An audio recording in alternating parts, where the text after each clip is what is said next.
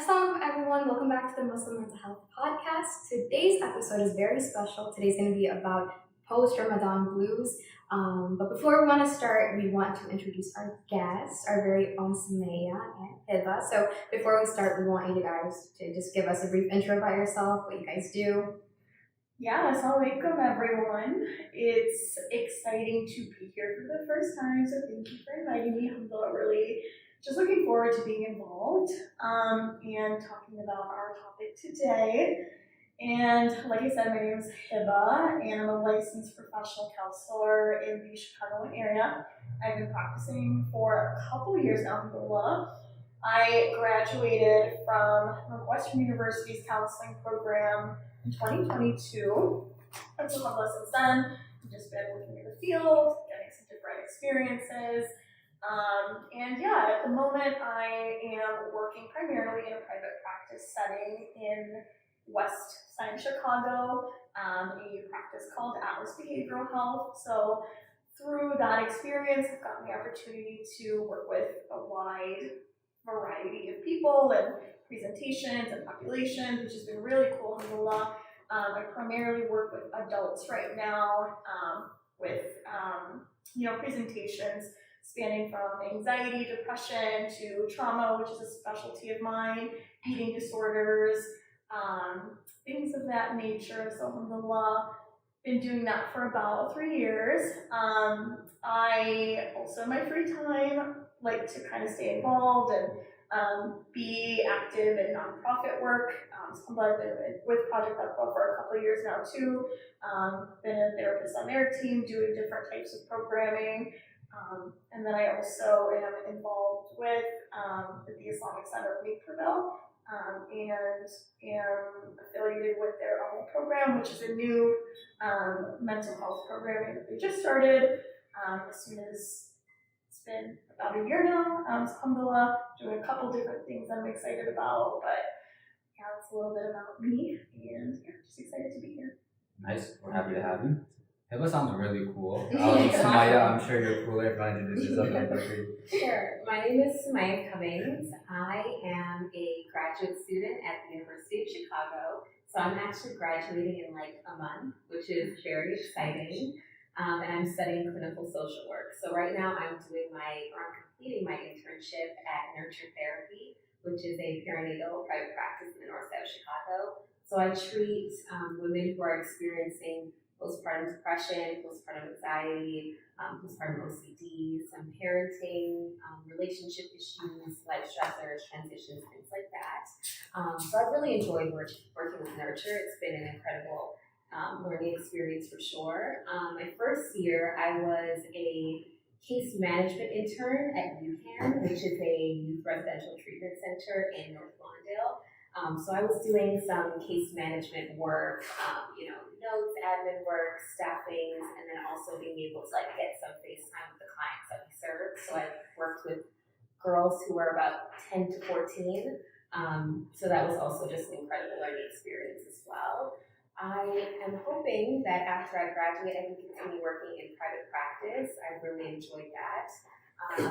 And yeah, I've been a member of Project Aqua for 2 months. Very new, but alhamdulillah, it's been such a blessing to just be a part of an incredible team of people and just doing very meaningful and impactful work. So alhamdulillah, very blessed to be here and to be a part of the team. Thank you so much for being here. Oh my goodness. Yeah, I'm sure we'll have you a little bit more often as we kind of get you going on the team. Yes. Yeah, no, I just wanted to pose a question before we get started on this really interesting topic. In my opinion, just a very simple, how was everyone's Ramadan? It's been a couple of weeks since when it ended, so just wanted to ask how everyone's Ramadan went. I guess as the least cool person here, I will open up about my unprofessional Ramadan, referring to the therapist. But alhamdulillah, I think just as a community, I feel like we've had a very different Ramadan, just obviously with everything going on. I feel like we've always been saying everything going on in the past however many months. But alhamdulillah, it was very grounding in the sense of just feeling gratitude, feeling genuine gratitude for everything that we do have. Obviously, that's come with our own struggles, our own unique struggles. This was my first Ramadan postgrad. I feel Aleena did just that as well since we graduated at the same time. So being back home obviously had its own difficulties, and then the mid Ramadan slow kind of hit. To be very very frank. And then I also was blessed to go on Umrah the first few nights of Ramadan and be on that spiritual high from God. But at the same time, when you come back and kind of come back to reality, it is difficult. It is a little bit difficult to just remain consistent and you crave that high. And I'm sure we'll talk about that as we kind of get going. So I kind of had my own like post Ramadan blues in the middle of Ramadan. It didn't feel like Ramadan, to be honest, in the middle of it, just from that high to low. And I was telling my friends, a couple of my friends that just for that like, first week back from Ramadan, I was like, oh my god, this is not for Ramadan. But alhamdulillah, I feel like those last 10 nights always kind of catch you where you need it, catch you when you need it. So alhamdulillah, very blessed and very happy to have had Ramadan. But of course, still difficult kind of just getting the wheels back going and kind of staying into high gear. Yeah, absolutely. I feel I can definitely relate to that. And I think we've probably had some similar experiences this Ramadan because I also had the opportunity to go on an Umrah trip right before Ramadan started. And so I feel like, when you come back, you're obviously kind of feeling like you're on a spiritual high, you're at your best, you're feeling mentally prepared for all that Ramadan kind of consists of. And so I felt like it was the best kind of mindset going in. And then, I had my own struggles, I think, staying consistent with it and keeping that energy up and that feeling of really being spiritually grounded and ready for that. And then along with that, I think, just different unique struggles in terms of having some life changes this year and going through some recent transitions of getting married and moving out. And I think with that comes some interesting challenges that you don't always really expect. I know for me it was kind of interesting to navigate being surrounded by less people. I previously lived with my family, and so Ramadan I think looked very different for me in terms of having this even sense of community in my own home and people that you can kind of bounce energy off of. And obviously, I have my spouse, and we kind of challenge each other in different ways, but it's definitely different of kind of being the one to hold yourself accountable, and also not having as many people to kind of do that for you, if that makes sense. Yeah. Of course.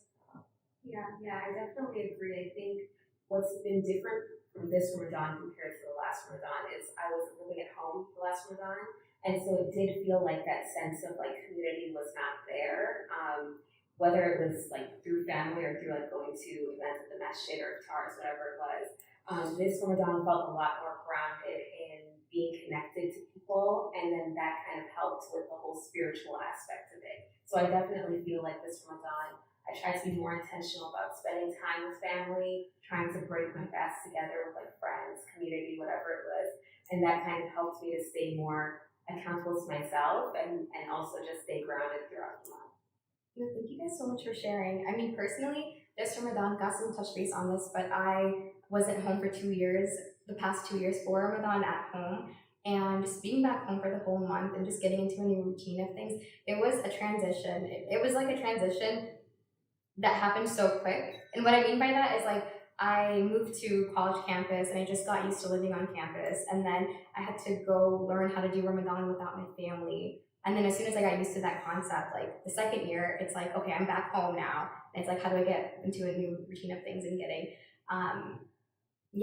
into a new routine of having Ramadan with my family and finding that community and connection within my family compared to finding that at school. It was just a lot of countering things.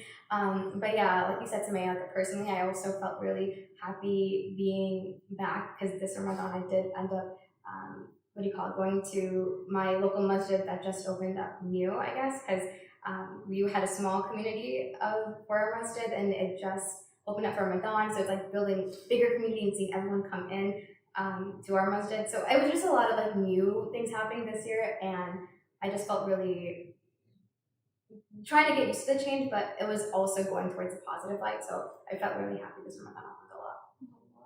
Oh, yeah, I mean, every Ramadan's always different, and we hear Of the course. stereotypes, not stereotypes, not the cliches. Mhm. Every so often that every Ramadan is different, and it always comes when you need it the most. So alhamdulillah for all of that, but at the same time, like, just with our own personal changes that we kind of talked about, it kind of looks like everybody's having like the perfect Ramadan.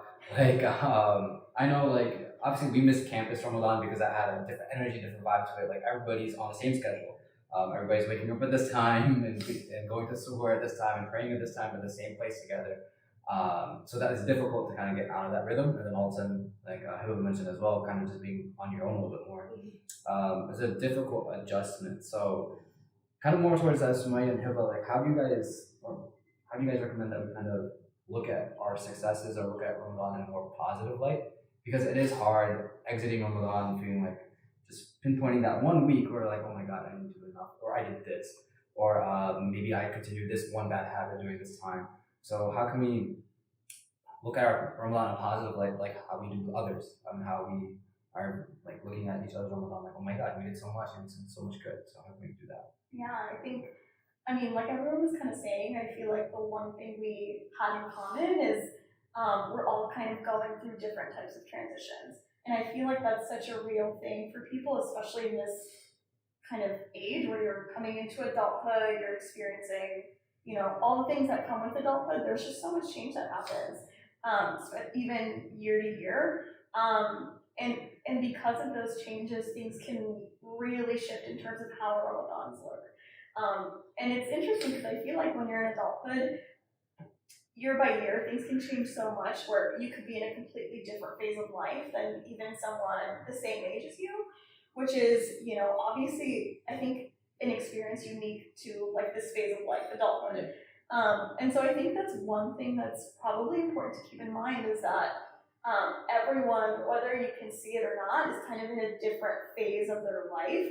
And with that comes unique challenges and struggles. And the other thing I'll kind of say too is I think just on a human level, it can be so normal and natural to kind of focus on the things that are a little bit maybe more negative of like, I didn't do maybe as much as I could have, or this person looks like they're really making the most of their Ramadan. And just I think an important maybe mindset shift could really be to be intentional about really focusing on gratitude. So really focusing on things that you were grateful for during Ramadan in terms of really grateful to even make it to Ramadan, first of all. Being able to participate in the things that you were able to, making it to the masjid, whether that was once a week or however much you were able to participate. So I think even having somewhat of a daily practice of, even before bed, thinking about the things that you felt grateful for during Ramadan could be helpful in just, even in small ways, shifting the way that you're thinking about it. Yeah, for sure. I also feel like in general, we tend to critique ourselves so much, and we don't use a whole lot of compassion with ourselves, a whole lot of like understanding or acceptance that we are human beings.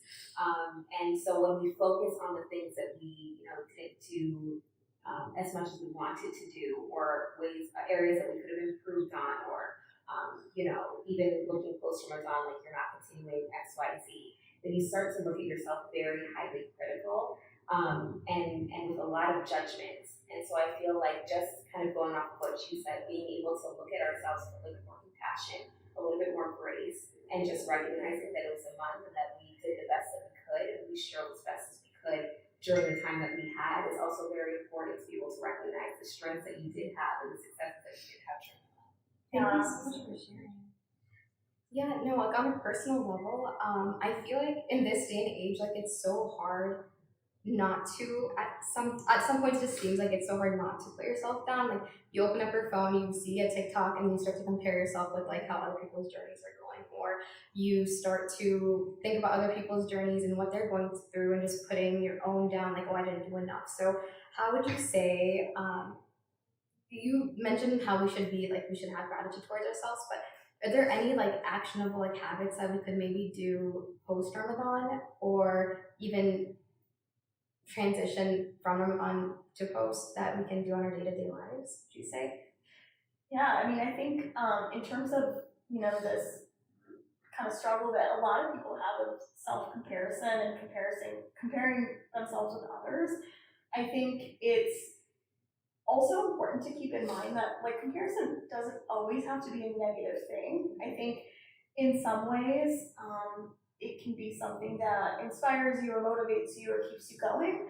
And in other ways, it can be something that really hurts you, hurts your self-esteem, leads you into patterns of negative thinking. So I think it's important to kind of determine for yourself like what it might be for you, whether the things that you're seeing online, consuming on social media, are these things that are really motivating you, are they making you feel good and feeling positive about continuing on this journey and building on your relationship with Allah subhanahu wa ta'ala, or is it something that is leading you into more negativity and really hurting that relationship? So might be helpful to consider what types of content should I limit, depending on how that's making me feel when I see that and consume that.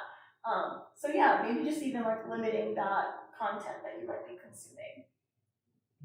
I definitely also think like recognizing that your journey is so, it's your own journey, you're on this path, you are kind of doing the best that you can for yourself, given your situation, given your family dynamics, your work situation, whatever it might be. And so again, to Hiba's point, it's like, what purpose does comparing yourself to others serve? If it is like looking at someone who appears to, because we honestly don't know, but appears to have attained a higher level of iman, or they're performing more acts of worship than we are, then we kind of clarify our intentions and remember that we want to do that for the sake of Allah and not for the sake of trying to like get other people's approval, and then doing the best that we can to kind of mirror what they're doing given our own circumstances and situations. But again, if it's just to kind of look down on ourselves or look at ourselves with less compassion, then it doesn't really serve the purpose that we want it to. Yeah, I really appreciate the point that you brought up about, I know it's a classic point of talking about our own journeys and how like it's unique, the challenges are unique to each person and how we are all trying our best.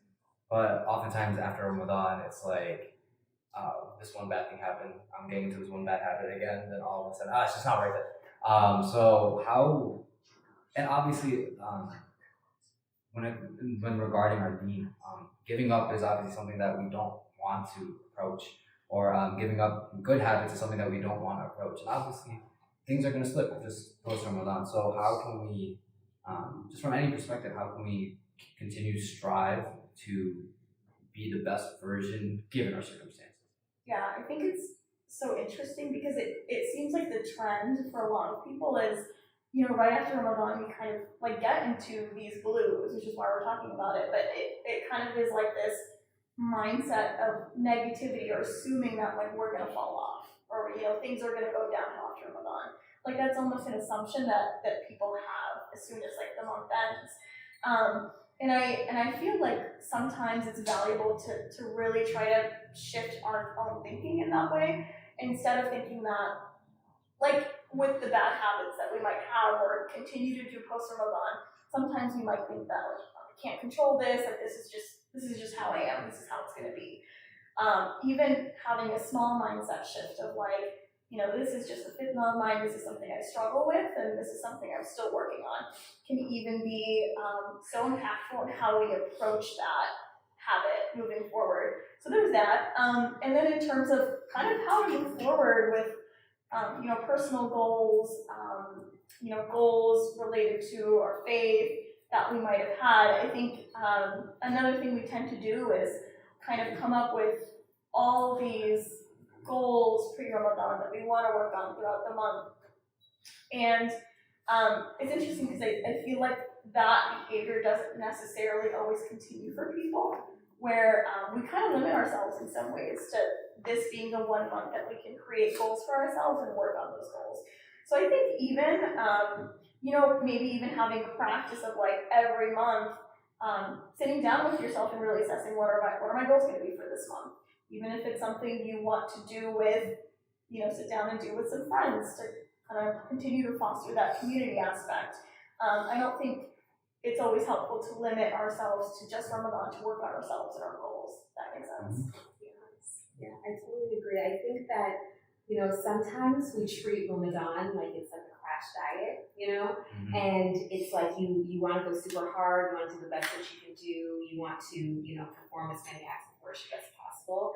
And the thing is that any kind of, crash diet or whatever it might be is simply not sustainable. And so that's why a lot of us are experiencing maybe like a slight decline, or we're in the Ramadan blues because we feel like we cannot maintain the level of spirituality that we were at during Ramadan.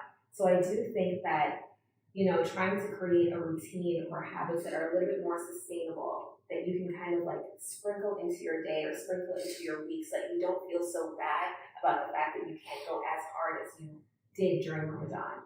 I even think about in fasting throughout the year that, Mondays and Thursdays, that's like a great time to fast.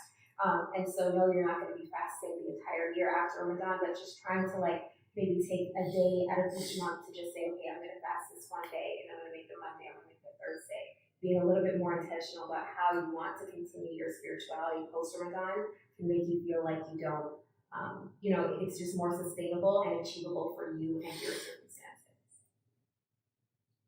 Do you want to add anything on to that? Yeah, I was just gonna comment on how that's such an important point that it's important to kind of focus on things that we can keep and make sure they're sustainable.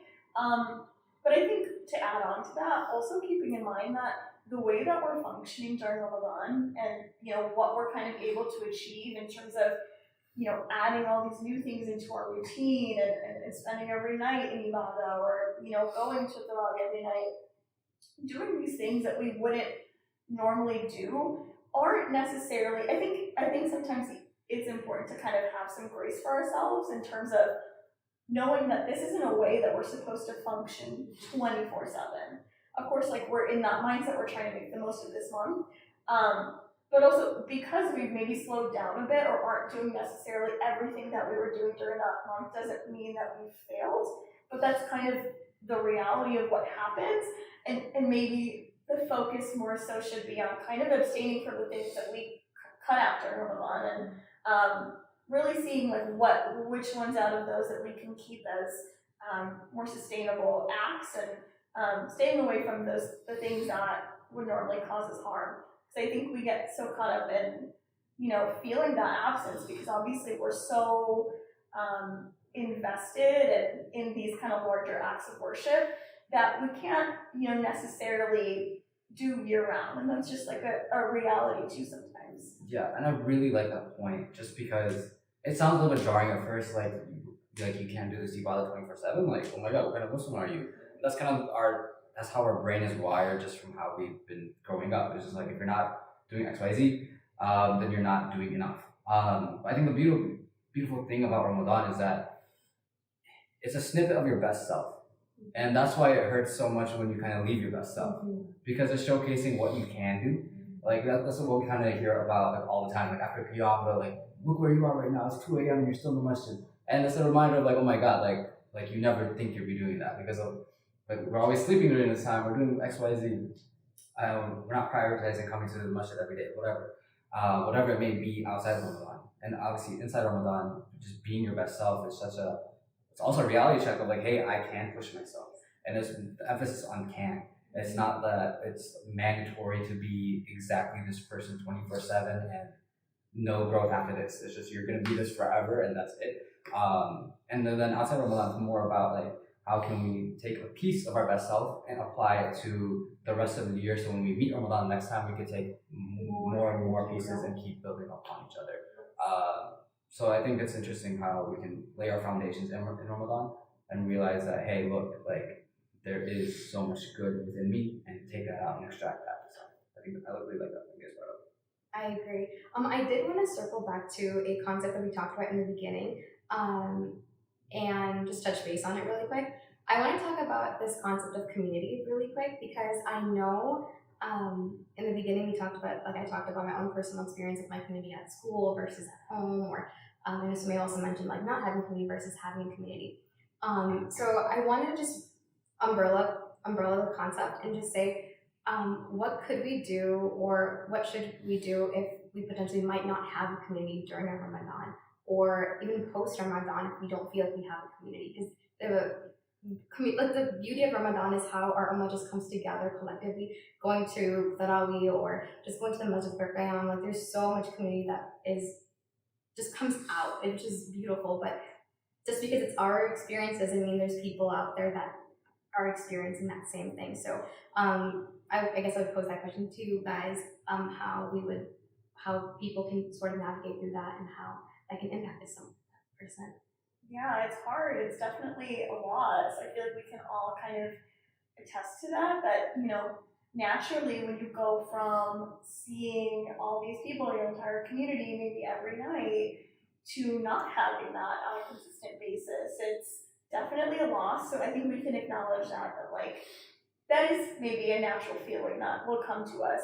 And at the same time, I think it's important to kind of try to strive and build community where you can, wherever that may be. I know even specifically within the Chicagoland area, we're so blessed to have so many spaces, even within our local masajids, that kind of cultivate exactly what we're talking about. These different spaces to kind of continue to work on our need and connect with our community in a spiritual way and grow that way. And so I feel like programming that way has really stepped up. So I feel like kind of tuning into what's going on around us, what is available to us. Because oftentimes I think we're not aware of all these different things going on. So that can be a really helpful tool. Easier said than done. I think sometimes it can be daunting to kind of come into these spaces, especially if you haven't been there before. But even tapping into kind of your own personal social circles. I think it can be so helpful when you have kind of a strong circle that's kind of wanting to work on similar goals. So even sitting down with sometimes friends of yours and brainstorming around what you want to do collectively to keep the momentum going and kind of inspire each other and keep each other going, hold each other accountable. And then, even if there is, you're isolated for some reason, you're moving, you're in a different space and don't necessarily have that, and are really feeling like you're struggling, I think there's options open in terms of even finding a support group for yourself, because those do exist, virtual groups do exist. So I think there's different options depending on where you are in life and just where you're living. So yeah, I think there are options available. Sure. Yeah, I really like this concept of community because it makes me think of a story, or rather this lady that we met during Ramadan. So she's a new Muslim. This is her first Ramadan. And she spent the entire Ramadan at the masjid that I attend in the south side of Chicago. And towards the end of Ramadan, she shared that her family had pretty much disowned her, and that we had become her new family.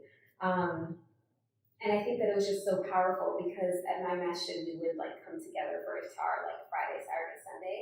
And so for us it's it's very, we're used to it. We almost take our community for granted. We're very tight knit. I've been at this masjid my whole life. But she kind of came in and recognized this as a very much a safe space and somewhere where she could be accepted as a new Muslim. And so I think that when I think about her story and how much community means to her, meant to her during Ramadan, I kind of take it as an amana to not abandon the masjid throughout the rest of the year, because this is a home for people. This is a home for new Muslims. It's a home for people who are born Muslim. But I do think that it's somewhere where we can all feel that connection and that sense of family. And she's just an example of that. So I do think that it's very important to also not abandon those spaces where community is present. Yeah, I love that. Because there is some sort of responsibility that comes with our blessings too, right? And that's a little bit tough to come to grips with, just because obviously we have our own challenges going on, our own relationship with the masjid and how that kind of goes. So it's difficult, but having that mindset of look, there's people that need me just as much as I need them. So I think that's very beneficial to have and good mindset to kind of look forward to. But with that, we're gonna take a quick little break, and then we'll kind of hop into the rest of the conversation. All right, welcome back from the break, guys. I know that was a very exciting break as usual. We have beverages provided by Blog Creation, shout out Blog Creation for our Arizona iced tea. Yeah, shout out. He's a blessing, man. Shaw will have him on the podcast soon enough. He's very uncomfortable, but it's okay.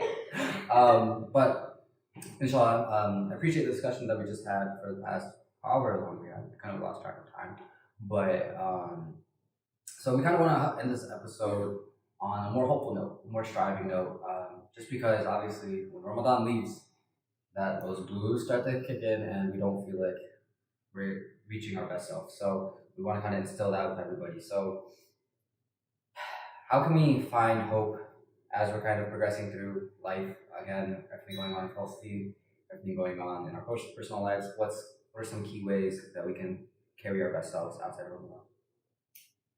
Yeah, I mean, I think that keeping in mind that there are blessings to be gained in every single month, not just Ramadan, and being mindful that we don't let ourselves lose out on the present because we're so caught up in what we missed out on, what we felt like we missed out on. And then I guess I'll continue to kind of highlight the benefits of just keeping in mind that you are, at the end of the day, grateful for all the blessings that you have, tapping into gratitude as much as you can. Through everything that's going on in the world, I think it can be so hard where it's almost kind of like a cloud of just negativity, you know, it's hard to not get caught up in that, and to hold on to hope through that. But I think what can be helpful is finding ways to be an advocate and getting involved in your community and getting accustomed with these spaces where people are kind of striving for that, advocating for these causes, and ultimately striving because they're hopeful, having hope that things are going to change, that the tide is going to turn, I think is much more valuable than just kind of staying isolated to yourself and letting yourself ruminate on these negative thoughts. I think just as a human, you need people around you. We are social creatures. We need people to kind of remind us of that. Of course, we have like Dean and we have reminders through that, but even just having people around you physically to remind you that there is hope, that there are people that are still fighting for this, that are supporting this cause, I think is so important and can be something that's really helpful for us. Yeah, for sure. I also feel like there was something that I heard the other day when I was at the masjid, and the imam was talking about how the Sahabas kind of dealt with the post-Ramadan blues that we're talking about right now, and that how they would make dua for the first half of the year, like asking Allah to allow them to see Ramadan and like get the benefits of Ramadan. And then the next half of the year, they would spend making dua that Allah accepted the Ramadan from them. And so I think that it's very interesting to see that these people who are the best of, you know, Muslims and people that we look up to and we want to embody also had that same experience post-Ramadan of like not doing enough, you know, did it get accepted? Did I do the best that I can do? And I think that the fact that they, you know, really turned to Allah and made dua and really asked Allah to accept Ramadan from them is something that we can also embody. It's just like staying connected to Allah through dua, putting our trust in Allah and allowing that to guide us. Yeah, I think that's such an important point to hold on to is that, and something, you know, similarly I heard too is that I thought was very profound is that even when Ramadan has left us, that the creator of Ramadan is still present with us, which, you know, I think is a really interesting way to look at it, but also very, you know, it is the reality that Allah subhanahu wa ta'ala does not leave us. It's just the month that has left us. So we still have that opportunity, as much as we did, you know, during this month to connect with our creator ultimately. Yeah, and I think a lot of it is like just the little blessings that we have in our day, just to alleviate this little cloud of negativity that kind of goes around our head. Like this Arizona iced tea that Bilal just gave us, like that's something that we can be appreciated for, because just whatever case maybe, whatever reminds you of happiness, gratitude, just take that and be okay, be appreciative of it, and be content with it, because it is hard to navigate everything that kind of comes crashing down, if you will, after Ramadan. And yeah, sorry, a little great points for you guys. But. No, of course. And I wanted to highlight a point of like just being very like present in the moment and not just getting caught up in your day to day. Sometimes like once you get into a routine of like post Ramadan, like just like maybe like at work and school and X Y Z, and you just get into that routine. Sometimes we just need a moment to take a step back and just reevaluate the goals that we might have made pre Ramadan to like what we want to do post Ramadan, and just just work on ourselves. Like understand that we're evolving creatures too, and we're growing each and every day. So just highlighting what we want to do for our own growth, and not just getting caught up in like the moment. I guess just like be grounded and present too. For sure, the monotony is so overwhelming. It kind of hits you immediately after Eid. It's obviously a big celebration. We kind of still have family and friends around, and that wave is still there. But as soon as that goes back and we're going back to work, going back to school, then the monotony kind of settles in. I think one thing that kind of helps me a lot is just realizing you are fully in control of how you can perceive what your day is, which is really hard, because if your day is structured the same way, I go to work from 9 to 3, I do this, I have class from like 5 to 8, and I do this, I drive on this exact highway at the exact same time, but it's how do I perceive it? How do I look at it? How can I add things to it? If it's raining outside, maybe during that drive, I can maybe go out during that blessed time, is the time between Asr and Maghrib that I'm lucky to experience, right? And I'm in my car having that moment. But if it's just a sunny day outside, I'm just enjoying the sun, enjoying the wind. And I'm like a very reminiscent person. So it's like this thing reminds me of my childhood, or this thing and that. So breaking up the monotony in our day, and then that's obviously why we have Salat. And one of the biggest struggles outside of Ramadan is maintaining our Salat on time and all 5 times a day. And if we're upset with our Salat sometimes, and if we're lacking in our Salat and feeling like it's a chore sometimes, right?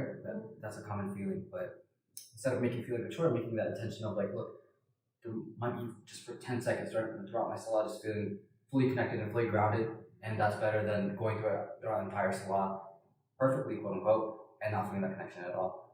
So finding those little moments of levity, and I'm glad we've been granted that through our deen and through our faith. So those are some things that kind of help me. Yeah, the idea that ultimately we have control over our actions, even if we feel like we don't. I know that, like, just speaking from a clinical perspective, not to throw it in there, but I know when I talk to people that present with things like anxiety, depression, oftentimes it's stemming from this sense of I'm out of control. I don't have control over the things that I do, my surroundings, the way that I act, the way that I think.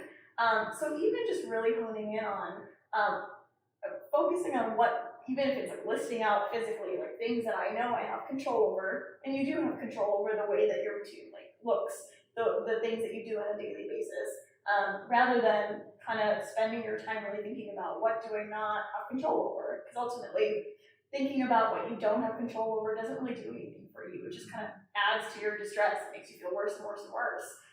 So it's a really, really good point. I think could be really helpful. Any closing thoughts, remarks as we kind of just wind down the conversation from anybody? Yeah, I guess I can also share a story. Maybe it'll give people more stories. Yes, it might give people some hope. So I guess just on the same topic of like recognizing the power of God, like trying to stay connected to Allah through that. I remember during Ramadan, I'm making a lot of dua. I'm really wanting this thing to like come to fruition, right? So I'm making dua like every night. I made sure that I did not let a day go by that I didn't make this dua. And the month is coming to a close, and I'm like, oh my God, like it hasn't happened yet. Like I don't really know what to do here, and the month is leaving us. So Ramadan is over. I'm continuing to make this dua, and it's still not coming to fruition.